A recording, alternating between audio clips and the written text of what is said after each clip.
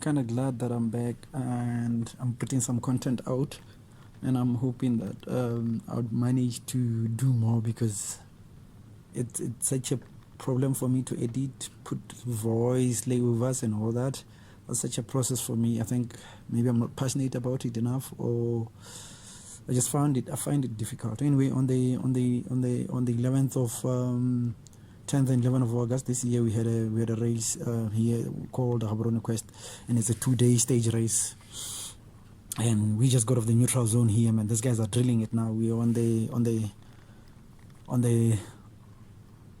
off the road now. Now this is a tricky corner here. I mean, guys crashed here. I crashed on day 2 here because we basically live in the same area, and you can see guys coming inside of me, and they go, and I joined them also. We put the hammer down, man, because at the start everybody is able to put the same amount of basically power, and we can match each other at the start. One guy has a problem with going through, and we go through though. Nice one. And you can see that the guys who are in front, they are far, man. See this guy open a gap, and I'm like, let me close it, and I close this gap. As I close this gap, there's a railway just in front of me, so I gotta slow down. The whole pack is there, so I'm in the leading group, so sweet, man. But as soon as I get to the railroad, there goes, man. Those guys in front, they're already mounting their bike. They're already gone, man. I haven't even dismounted. I'm dismounting now, getting on my bike, and as I do that, Monch putting the hammer down. Look at that, man. Monch is always pushing these heavy gears, man. And then Yambax comes on my left. He just puts the hammer down. I'm like, gonna grab his wheel and just stay there, man. He's a big guy. I have an advantage here, so if I stay behind him, he's just putting the hammer down. I mean, there's other guys who have 2 chain rings in front, man. He probably got a 42 and a 36 or something, or a 36 and a 28. Normally it's a 36 and a 28. So he has a bigger chain ring in front. I have a 32T actually on my bike. I only ran one by 30, and then my smallest coke is 10, 20. So it's a strike bus, man. I'm spinning more. Yambax puts the hammer down, man. He's like pushing 40 now. It's like this guy in front of us, he's opening a gap. Yambax is like, he sees that, and you can see Monch tries to react when I think those guys attack, and the pace is so high here, man. And he's like, I'm finished. He's finished, Monch. Look at him. He's just looking at us. We gone, man. And Bax is putting the hammer down, man. I mean, can't believe. I mean, he has been doing, before this race, I checked this Strava. I actually follow him on Strava, and he wasn't doing anything, this young boy. Guess what? He tells me that he's been training indoors. He's been training, but he hasn't been posting anything on his Strava. Blah, blah, blah. I'm like, yeah, I could see, man, because you banned me. I mean, this is the first mountain bike race that he banned me. I mean, these young boys all mad at me during this race, which was a first because also I didn't train enough.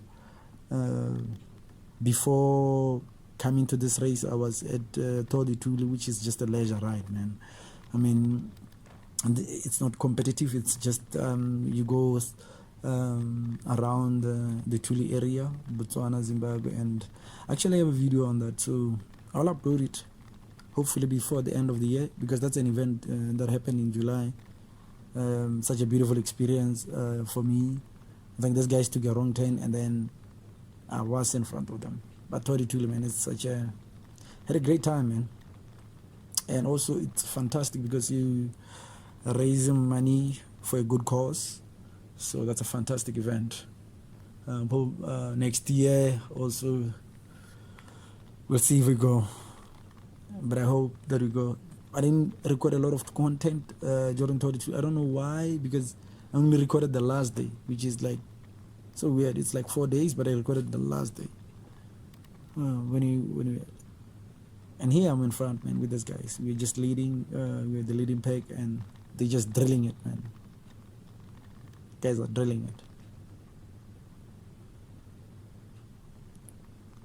And we have used the route before for a race earlier this year. There was Warwick race, MTB race, and we used it for the same route.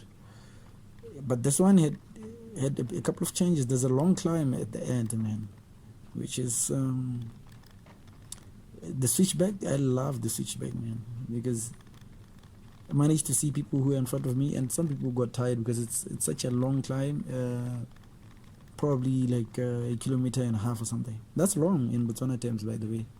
So don't be surprised when I say it's long, and I'm talking about 1.5k, and you're thinking maybe I'll be talking about 10 kilometers.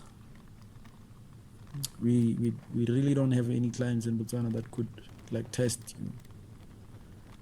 We got to this rocky area, and this guy's opened a gap on me around these rocks. And also, I was tired of trying to be with the guys in front, and I knew that at some point they were gonna leave me because I was not fit enough. We went over these rocks, man, and I took a wrong line here. Look at that guy, he nearly crashed because he took a long look at him, he nearly crashed. I took a wrong line here and I lost contact with the leading group. And I never saw them again. But that young boy who nearly crashed, he passes by, and Nolan Hoffman is there also. I'm struggling to get over this, so I stopped. Nolan Hoffman and that young boy are there. So Nolan Hoffman was struggling also with this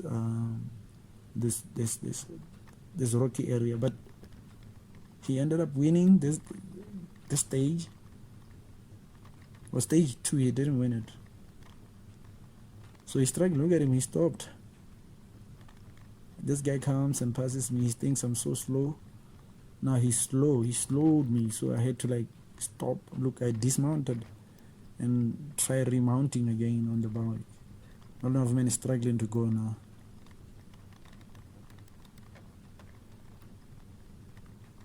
And then he managed to get it going. Try follow his will, man. We get to this very, very tough rock, man. I mean, if you're not a good descender on a mountain bike, do not, and I would say, do not try to ride this because you're gonna fall face first. It's so steep, man. It's so steep, and then at the end there's a bit of a bump, so your wheel would like lift if you're not careful. Look at Nolan Hoffman. He nearly went over. You see, he nearly crashed, man. That's ridiculous. Imagine, man.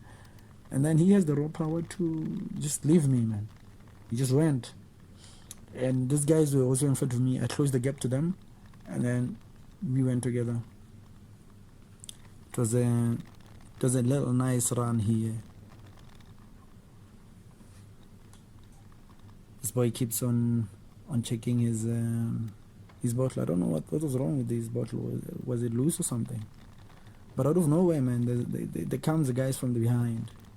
I don't know where they're from, but a group of guys came through, and they were hammering it. But they're still pushing. I think group of 6 guys are in front. Look at that. Victor comes in, puts the hammer down before the single track. He gets in the single track first, and then puts the hammer down, man. That's our freight train, man. He's like the locomotive, like they used to call when I watched the Upper Cape Epic album. Like it was like Yaroslav is like a locomotive. He was just in front and drilling it the whole day. I mean, that's just Victor. He gets in front and puts the hammer down. Plus, he's a big man, so you really are protected when you are sitting behind him. So they just put the hammer down on the single track, man. I mean, he opened the gap actually, and the guys are trying to close it back. You can see that you're flying on the single track by the dam. Guys are putting it. I mean, it's watt bombs out there, man. Guys putting the watt bombs out there. I don't even have a power meter on my bike, so I don't know how much power I'm doing. Compared to if I could see my power data, then I'll be able to tell if I'm going over my limit. because normally when I do my training, I have the power meter and I could see how much I'm putting out there. Now when I'm on my mountain bike, I don't have anything to go by, so it's a bit difficult to see. But anyway, I don't like to rely on the power meter. I just like to rely on feel, man. Like guys say, some guys look at numbers, some guys go on feel. So I'm one of the feel guys. If I feel good, I'll go, and I'll know how much I need to push. But on this race, no, I didn't know how much to push because I haven't been training, and I thought my old fitness would be enough to carry me till the end. But man, that month without some training was really a big issue for me. When I went for Todi Tuli, I kind of lost a bit of fitness, but gained a bit of endurance. So, and naturally I struggle so much with long races, man. Especially MTB. If I'm gonna do 100 kilometers, by the time I hit 80, 90, I'm just like fatigued, man. Maybe I don't know how to pace myself over long distances. So this was a short one, so I knew that I could go full gas because we've done this, the route before. There's a change to it, but it's just probably like 20% of the route that has changed, but 80% of it remains the same. And these guys are drilling it on the single tracks, man. You can see it's ridiculous. They take the wrong line, we go back to the single track and drill it. I mean, Tom nearly loses a wheel there. Look at that, man. But it was such a beautiful day, man, here. We get to the climb, there's some sand there. Tom goes to the sand. I see that, hey, sand, you lose a lot of power on the sand, man. Sand is such a difficult thing, and I think people think because you are from like Botswana and it's a sandy place, you know how to navigate sand. Well, I'm not that good with sand myself. I know that you have to put your weight on the back wheel and then try as little as possible to move the handlebars. Don't fight with them, just let them move themselves. But it's such a tough technique. Yeah, I think you need to train to perfect it. So sand is a bit of an issue. And we get to the power line, and earlier this year at the power line, there was a group of guys I was with, and I attacked on the power line, by the way, and I dropped them. None of them could match me. So I know that most of the guys in this group are not as strong as me when it comes to climbing. So deep down I wanted to attack, but also I was like, what if I attack them and then they still catch me on the downhill? So there's no use, let me just stay with them, because there's nobody to work with in front of us. Those other guys are gone. Those 6 guys in front of us are gone. And it's such a rocky climb. It's not so smooth, man. And if you're using a hardtail like me, this is terrible news for you. And this guy's using a full suspension, and it's nice. Look at him, but guys in front of him are opening cap. I wanted to close it. I kept on checking, but I was like, on the downhill we're gonna catch this guy. So there's absolutely no use for me to be trying to go with them, because either way we're gonna be together soon. So I just stayed behind this guy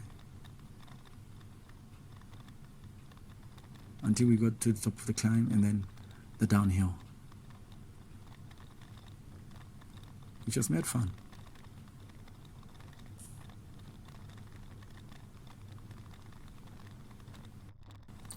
This climb, man, we go over it.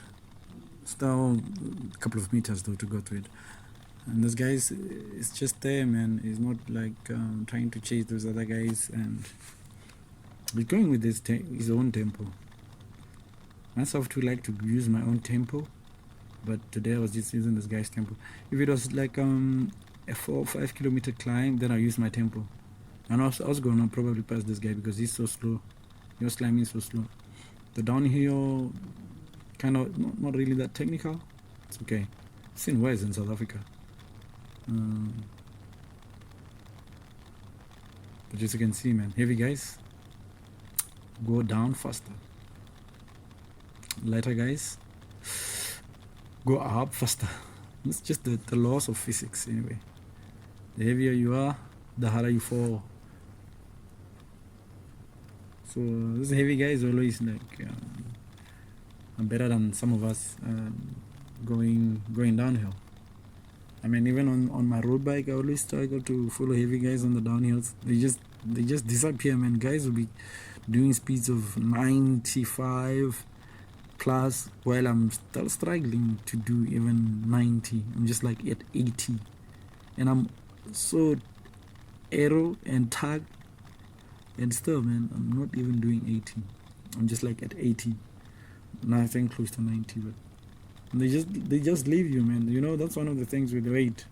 Those guys can leave you because they're not pedaling, their weight is moving them. Whereas you're pedaling and your weight is not moving you.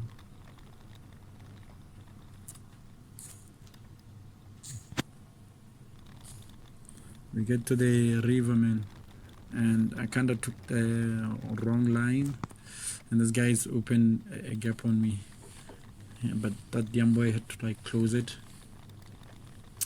because I just wasn't gonna sage. I was just gonna do it slowly and get back on the wheel, because those sages just kill a lot of your energy. I don't like those sages, especially if I'm not fit. I don't like sages because I know that when I'm fit, I do lots of intervals, so I can do lots of sages, power sage passes. So it's not an issue if I've trained, but I haven't trained. This guy says I should go through, and just in front, his teammate had a puncher, and that guy is like under 23, and the one who just let me pass said is a junior. So they're both in a competitive category. They're both leading basically, and there he is, man. He has a puncher. Nobody helps him. Nobody from his team. I mean, I guess it's because teams here are different from teams, professional teams. Mostly it's always a man for himself. I mean, unless you're like one of the slow riders who are at the back, then you can give your teammate a wheel or something. But here, this guy is also competing for that youth category. So he had to put his interest first. But that guy never caught us. He actually retired because the puncher was bad. Took a wrong line here, man. Thought we were using the old route, but we are not using it. There's a new one. There's a new single track that they cut the side, so we're using that one.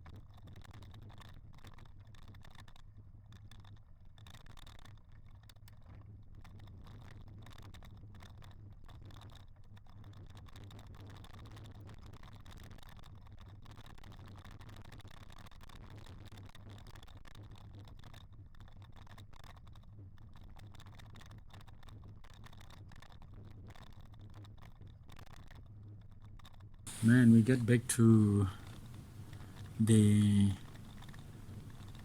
power line. This is the power line, so it's a jeep track, man. This guys just drill it, man. I mean, they're pushing speeds of 40, and that's ridiculous, man. Why are you pushing 40 on a mountain bike? Do you want to kill us? Anyway, we are not that strong, so maybe they wanted to kill us. And imagine I'm using a 32T chain ring and a 10T cassette. So these guys are just drilling it because they have they're mostly riding 2x, but this young boy is also riding like a 32T like me. You can see that he's also Tom, the guy in front of me, is riding a 32T. So you can see his cadence is very high, but that young boy's cadence is so high also. And the guy in front it's not that high. And you know, this young boy is with the cycle base kit. He's on the right. He's such a risk taker. Look at this car. What if it moves into the road, man? It's gonna go on him. It's gonna. There's another car. He's such a brave soul. I wouldn't do that because animals. But man, this is not my profession. I do this for leisure. So why would I wanna just put injuries on myself because of that? There's a guy who attacks in front. Look at that. Look at that. He goes. Fucking hell, man. That's a vicious attack, actually. I just stay on Tom's wheel. I see him putting his head down. I knew that he was like, I'm suffering, man. I'm not going to make it. And then comes two guys from the back. Latch on the wheel. I've been a couple of matches. This guy with the Namibia kit, it looks like he's stronger than the other guy in front. So the other guy gets cooked. And then this one surges. And I also put some power down to catch him. And big mistake. This was a big mistake from my end, because I shouldn't have done that. We catch this guy who attacked, and he's not happy. You can see him. He's looking at back to see if we're still there, and we are there. We go on the single track. We're gonna join another jeep track. As soon as we join this other jeep track, this guy attacks again. Oh my goodness! Look at him go, man. He's like gone, and elastic band snapped for me. This was it. My race was done. The surges were just too much for me, and I haven't been training so well, so the surges were just terrible for me. Terrible. Tom comes, join his wheel, and comes a little bit of a climb, which, by the way, I should be strong on. Guess what? I get dropped. And this isn't a physical issue, it was just mental. I just felt like we're going too fast, whereas we're not going too fast. And Yambax comes through and passes me also. Look at that cadence, man. Oh, man. He's drilling it the Froome way. He's drilling it the Froome way. I think 3 more guys passed me from here. 3 more guys passed me. This guy and other 2 guys came and passed me.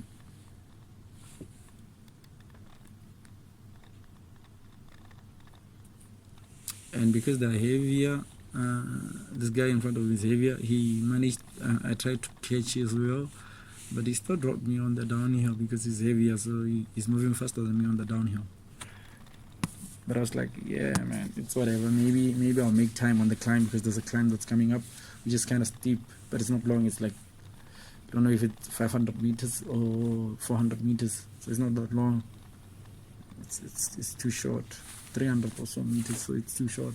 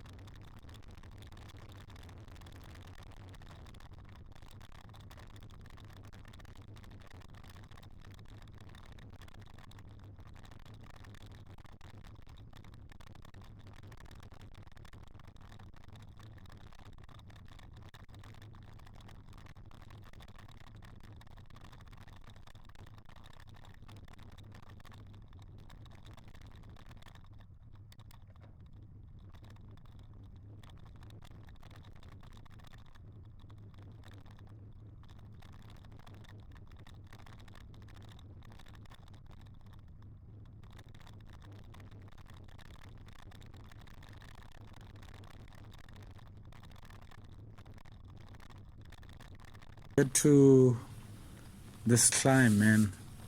I mean, this is the climb that I caught a lot of guys, but it's useless because I didn't really gain anything from it. Caught these guys who passed me on the way. This guy who was attacking us had a puncture. Good riddance, really. He killed me, this guy. He's the reason why I got dropped, because he just put those sages. So I catch this guy. That guy passed me, so I pass him. These two also passed me on before just a climb. So it was my time to shine, and they were suffering. My legs were recovering here. I mean, my legs, the weird part about me is on the flats I can struggle so much, but as soon as it goes up, my legs just recover so much, man. It's so weird for me. I still don't understand it, why it's like that, because the flats I struggle so much, but on the climb I kind of recover while people are struggling. So I think if this was like a 5k climb, probably was going to catch a lot of guys. Even the guys in front of me, I was going to catch them, but unfortunately it was just like 300 meters or so. So past this guy also, who passed me by the descent, because my camera came loose, man, which was such a shame, because I wanted to record the whole race and I couldn't. This was like a 58-kilometer race, so I couldn't. It was so sad. This was almost halfway, and my camera came loose, man. So on the downhill I had to hold it so it doesn't come off. I ended up finishing 11th on the race, and then 4th on my category. So I wasn't far from the podium, man. I was just one spot away from the podium on my category. And at the end of this downhill, I just removed my camera completely and stopped recording, because the mount became loose. So there's no way I'd wait and lose extra time. So let me just remove the camera and just continue with my race. I removed the camera and continued with the race. I think I finished with some guys who were at the back. 2 guys came from the back, and we went to the almost the finish with them. I struggled on the last part of the last 7 kilometers. 2 guys caught me, and the ones I was with left me. So, but all in all, it was such a fantastic day of riding. It was cloudy, a bit of windy, but not bad. Not too much wind. Yeah, really enjoyed the whole race, and especially that climb that was a bit longer at the end, which is not in the video. But thank you guys for checking my videos again. I'm gonna upload a lot of stuff, doing 94.7 in like 3-4 weeks, and then I'm gonna upload that video too. Hopefully I do my PV.